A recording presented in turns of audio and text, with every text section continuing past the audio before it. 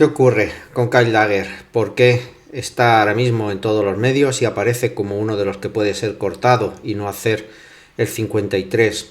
¿Qué es lo que ha sucedido? ¿Cómo hemos llegado hasta aquí? ¿Qué es lo que nos ha pasado durante este año y pico, desde que renueva prácticamente, ya os digo, hace menos de un año? Se convierte prácticamente en uno de los referentes o de los grandes nombres en la defensa, ya de la mano de Jerome Mayo, y sin embargo hoy caído en desgracia después del partido de Minnesota. ¿Qué es lo que ha ocurrido?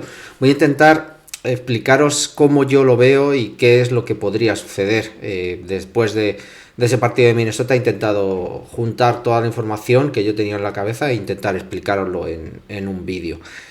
Kyle Dagger al final es uno de esos referentes, es uno de esos jugadores que había sido clave en el final de la era de Belichick, drafteado por él en segunda ronda, viniendo además desde esos picks tan extravagantes por parte de Belichick, que es una División 2 o División 3, la de Lenore Renoir, elegido por su desempeño en la Senior Bowl, y allí, bueno, pues como uno de los jugadores híbridos que tanto le encantaba a Belichick, puesto en una situación de safety más de caja, con problemas para la cobertura, pero que había tenido para mí un grandísimo desempeño y que se abría el debate en el 2024 con su renovación que se produce muy al final, convirtiéndose para mí en uno de los safeties mejor pagados, muy por encima probablemente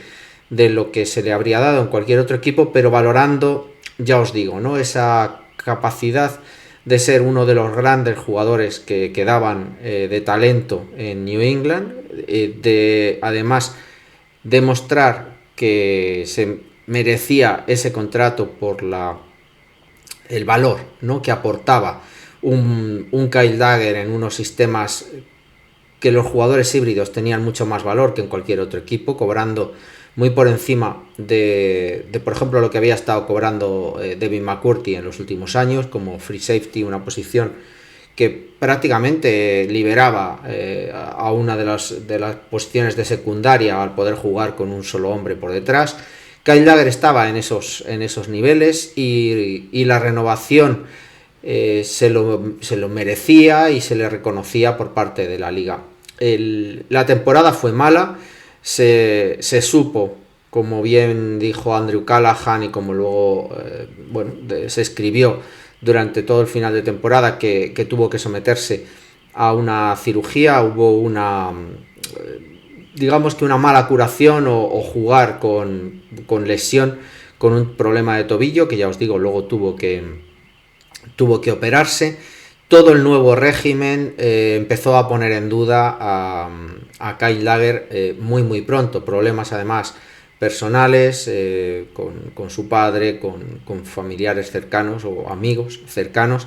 Y ya desde el principio veis todos los cortes de aquí, son de enero, son de mayo, antes incluso prácticamente de haber empezado el training camp, mucho antes, y simplemente con algunas sesiones de primavera en las que Kyle Dagger ni siquiera estuvo, y ya se ponía en duda, ya había conversaciones por parte de Bravel y por parte de Kyle Dagger, en que ya se ponía encima de la mesa que la cosa no estaba tan clara como cabía pensar, ¿no?, en un jugador que había sido referente en los años anteriores. Ya se adelantaba una situación que hoy nos ha llevado, ¿no?, a poder hacer este vídeo y que se ha confirmado con el partido de Vikings, ¿no?, jugando Dagger prácticamente hasta el final. Bueno, prácticamente no, incluso haciendo la última jugada, que esa interceptación que gracias a que luego marcaron como que ya había tocado el suelo, si no la pérdida de balón final todavía creo que habría puesto todavía más oscuridad en el futuro de Kyle Dagger con New England. Como os he dicho, la situación venía de lo mejor, un 2024 en el que renueva, en el que se le reconoce como uno de los líderes, marcando jugada defensiva en alguno de los casos después de la lesión de Bentley, etcétera, y que sin embargo cae en desgracia merecidamente. Yo creo que el juego de 2024 es muy por debajo de su nivel. Y luego además con el cambio de Bravel creo que se añadió, más allá de su juego, que esquemáticamente Bravel no necesita este tipo de híbridos, ¿no? Está jugando con dos safeties más puros, aunque los safeties siguen siendo híbridos y pueden jugar tanto en la caja como en profundo, pero estaban jugándose, o el esquema que Bravel creo que tenía en la cabeza era más de un split safety capaz de subir y de bajar, de cubrir, de hacer absolutamente todo. Con esas limitaciones, Kyle Dagger yo creo que quedaba algo fuera, sobre todo con las limitaciones en cuanto a cobertura. De hecho, fueron las que Bravel puso encima de la mesa como uno de sus principales defectos. ¿Por qué entonces no hemos llegado hasta aquí? ¿Por qué se le extendió? ¿Por qué tuvo el contrato que tuvo tan grande?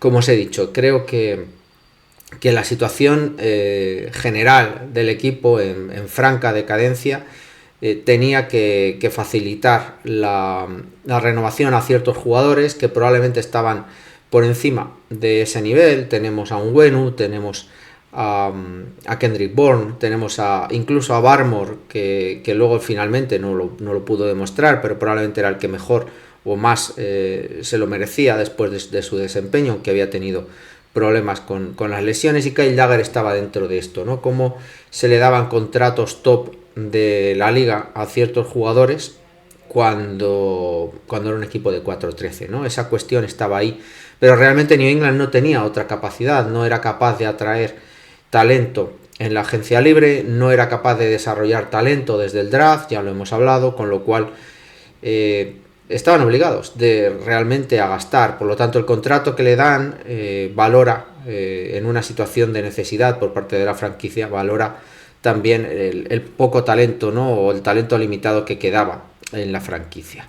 Y uno de ellos era Kyle Dagger. ¿Cómo es ese contrato? Pues finalmente se renueva, ya os digo, uno de los últimos, costó renovar y estuvo presionando gran tiempo del año pasado. Firma por 58 millones, 32 de ellos son garantizados, la realidad es que son 28 aproximadamente, que son los 18 de signing bonus que le firman, más el salario del 2024 y el salario del 2025, que son aproximadamente unos 11-12 millones, con lo cual estamos en ese nivel, en el entorno de 29, 30 millones lo que tiene garantizado Kyle Dagger, y que nos ponen hoy en esa disyuntiva, ¿no? Kyle Dagger, evidentemente, si fuera cortado durante esta temporada o incluso traspasado, pues New England tendría un dinero muerto que se compondría tanto del signing bonus de estos 3 próximos años, 25, 26 y 27, como su salario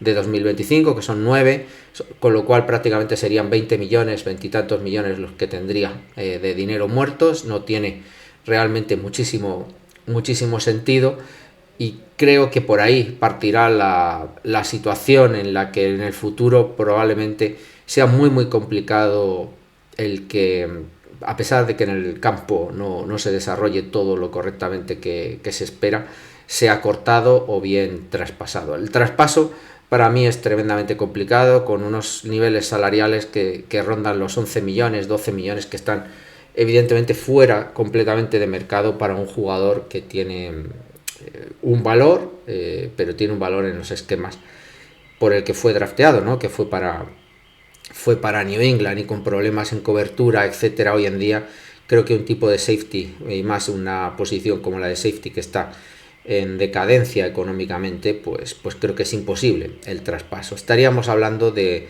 que New England tuviera que comerse como dinero muerto, en el caso de que no fuera parte del roster, pues ya os digo, 20 y tantos millones. ¿Por qué estamos hoy aquí? Porque Kyle Dagger acaba jugando hasta el final del partido, no juega con los primeros, lleva entrenando con los segundos desde prácticamente 10 días. Ayer juega, ya os digo, el 67% de los snaps. En un partido normal habría jugado 8, 10 snaps, como lo hizo Hopkins o como lo hizo Craig Woodson, y que son los claramente titulares ahora mismo, los 1 y 2, y que ni a falta siquiera de Jabril Peppers tuviera snaps con el primer equipo. Es un síntoma. Que luego entrara con el segundo jugando y compitiendo con Marcus Epps o con Del Petus esos snaps de safety, y que estuviera, como ya os digo, hasta el final del partido, es un síntoma de que ahora mismo no está dentro del roster. Los que acabaron jugando, los que tuvieron muchísimos snaps, ahí lo veis, son jugadores ahora mismo que podrían estar dentro de las posibilidades de entrar o no entrar, ¿no? Vemos ahí a Jeremiah Farms, al que le ha superado Kiris Tonga, por ejemplo, y que está peleando por el final de la rotación de defensive tackle. Kyle Dagger sí está hasta el último de los snaps para ganar el partido al final de un partido de precision, es que no está dentro del roster. La suerte o la desgracia es que normalmente New England tiene en el roster aproximadamente entre 4 y 5, dependiendo de los equipos especiales y dependiendo también de los cornerbacks. Está clarísimo que Pepper, Hawkins y Woodson son los safeties titulares. Petus ahora mismo está teóricamente por delante de él en la rotación de entrenamiento, pero ver a Kyle Dagger con ese número de snaps significa que tiene todavía que competir por su posición y por su valía. Y ayer tampoco lo hizo tremendamente bien con los terceros de Vikings. No fue tampoco un jugador que se demostrara, igual que sí que por ejemplo se vio con Anfernee Jennings, que se demostrara que está muy por encima, ¿no?, del rival con el que se estaba enfrentando. La situación es complicada, ya os digo. Por esquema no estamos teniendo a safeties tan cerca de la caja o que aporten tanto en el juego de carrera. Yo creo que sí que se van a necesitar estos jugadores a largo plazo. Tanto Jennings como Kyle Dagger creo que es un lujo que no podemos permitirnos el soltarlos.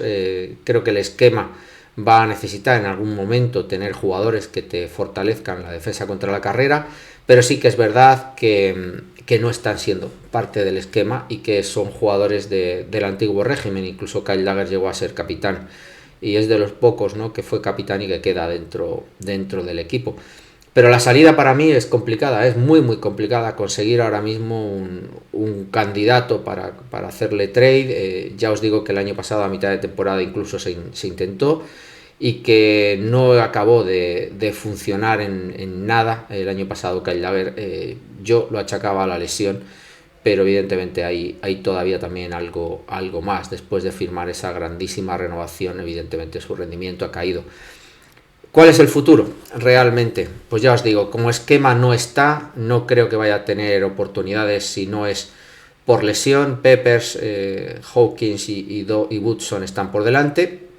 Tendrá que pelear por la última de las posiciones de safety con por ejemplo, Del Petus, que tiene normalmente mucho más porcentaje, como veis ahí, de aporte en equipos especiales y evidentemente lo normal, y es lo que se está viendo también en la rotación con los entrenamientos estándar de entredía, es que sea Del Petus el que acaba entrando, ¿no?, en esa rotación con los primeros, y Kyle Dagger, sin embargo, podría estar cortado. Si está cortado, finalmente a finales de agosto, como os he dicho, será una situación en la que New England se tenga que comer 20 y tantos millones de dinero muerto. Hoy parece que da todo igual, porque este año realmente tenemos dinero más que de sobra para poder gastar y todavía tenemos margen, pero realmente es un fracaso clarísimamente la gestión de lo que se ha generado al final con Kyle Dagger, si acabamos estando en una situación como esta. Pero hay que asumirlo, el esquema es nuevo, la visión cultural también es nueva, lo que se espera de los jugadores es otra cosa, y Kyle Dagger en el campo no se ha merecido absolutamente nada, ni en la temporada 2024 completa, ni en lo que llevamos de esta pretemporada, en lo que hemos visto. Así que por lo tanto, la decisión probablemente, si acaba sucediendo, estará por encima de los intereses económicos, serán puramente deportivos, pero de manera clara y de manera obvia, creo que hoy Kyle Dagger debería estar fuera del equipo y que esos veintitantos millones, sea lo que recuperemos el año que viene, si es firmado por otro equipo, por el dinero que se ha firmado, pues será igual. El dinero ya está ahí invertido, juegue o no juegue, no tenemos otra opción de recuperarlo, y ahora mismo somos peores con Kyle Dagger en el campo. Eso es evidente, y por esquema no estamos. Ahora solo queda ver si New England prefiere pues tener el dinero fuera o tenerlo dentro a pesar de que no lo va a usar mucho. Y ya os digo, yo creo es muy complicado, ¿no? Con un jugador que viene de serlo todo, llevarlo y relegarlo a lo menos posible, creo que eso se nota y es enfermizo, yo creo, para un vestuario. Así que si la decisión al final es que no va a jugar, que no va a tener posibilidades, creo que tiene sentido cortarlo, a pesar del dinero, ya os digo, ¿no? Económicamente no tiene ningún sentido. Hasta aquí mi análisis.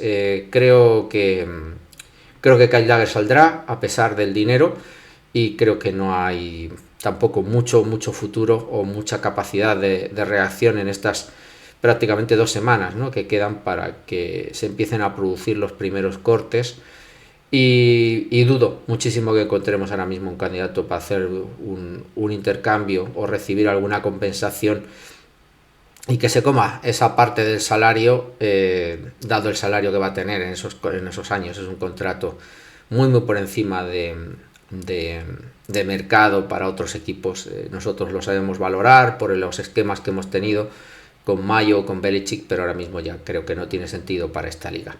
Espero que os lo haya explicado bien. Si no, me dejáis preguntas en comentarios o me decís lo que penséis vosotros, si pensáis que también va a hacer roster o no. Bueno, me lo dejáis en comentarios y os leo y os respondo allí. Hasta luego, chicos.